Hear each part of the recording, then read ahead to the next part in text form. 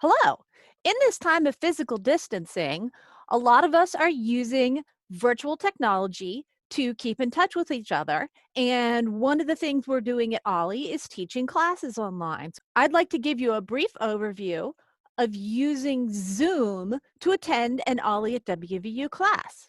There are a couple things I would like to talk about first, and that's what you should probably do before you even attend a class. You want to make sure that you have your cell phone turned off because it's super annoying if something goes off in the background. You'll also want to make sure of your background. You want to have a neutral looking background if at all possible. And you'll also want to pay attention to lights. Notice that this overhead light I have here is super irritating. So I set up some lamps so that when I'm using Zoom, people don't have to stare in that super bright light above my head. Another thing you may want to consider is using a microphone and headset. I have a super nice microphone and headset here, but you don't have to have one like this. You can use just the little microphone and headset that maybe you got with your smartphone. Notice that this has earpieces and this little bit right here is a microphone. This part right here, this part right here should plug into the jack on your laptop or computer. So you just have to look for that, and then that should allow you to use these. Then that should allow you to use this as your speaker and headphones. Or if your device is Bluetooth, you can even use a Bluetooth earpiece like this. If you have one that you use to talk, to make phone calls with, you can even link that to your computer. Next, I'm going to talk about actually using Zoom. Now we're going to talk just a little bit about actually using Zoom on your iPad or iPhone.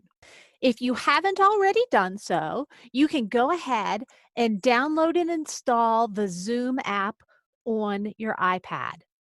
Go to the App Store and then search for Zoom. What you're going to be looking for are Zoom Cloud meetings. Click on the cloud icon with the arrow beside it to download it. Then once you've installed it, go ahead and click Open.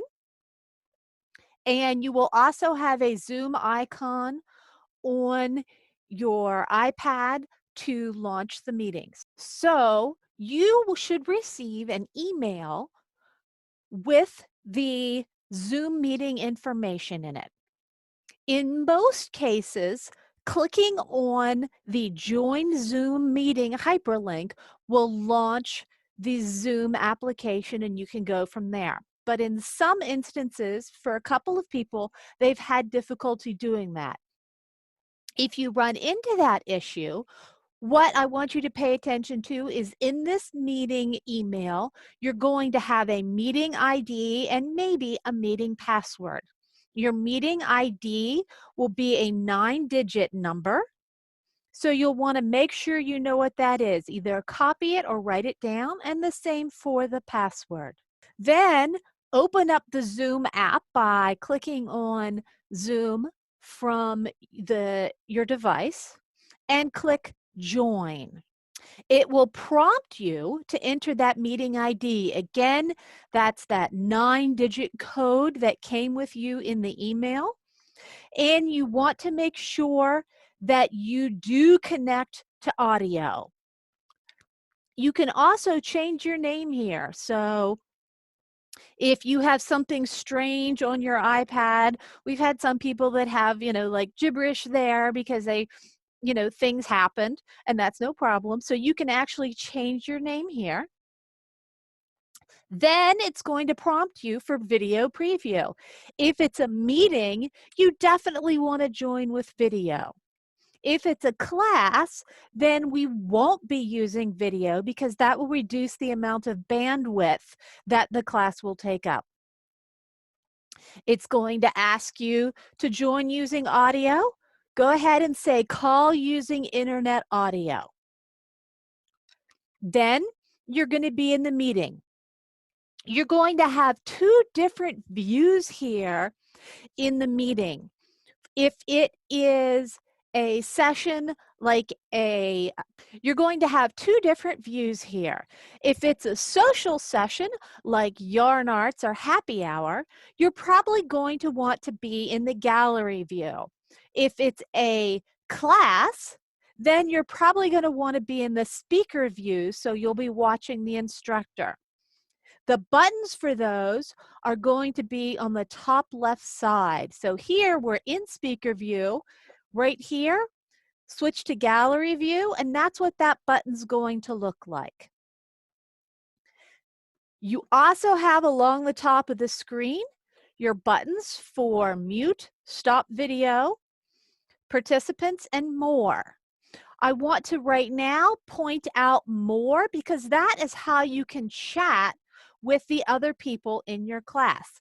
So you can send text messages to everyone in the class or just a single person within your class.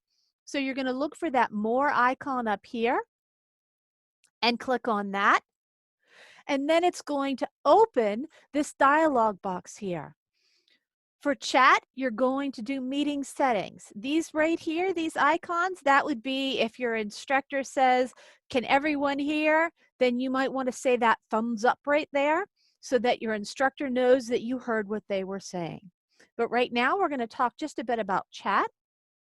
You have the option to send a chat to everyone in the class, or just to your host, or just to an individual.